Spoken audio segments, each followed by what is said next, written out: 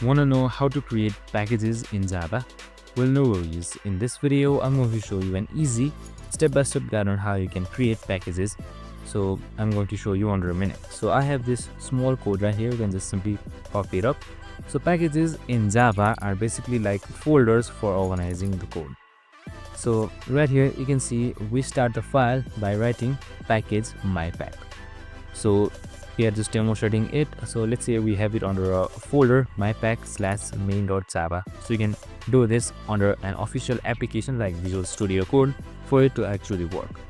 So we start the file with this right here, and which tells Java where it belongs. Now the file must be saved inside a folder called mypack. So you basically run it using this bash code right here. I'm just going to show it real quick. So under your terminal, make sure you copy of this code and run it.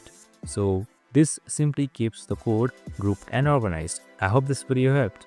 If it did, make sure to like, subscribe and tune in with us for more of these videos. See you in the next one.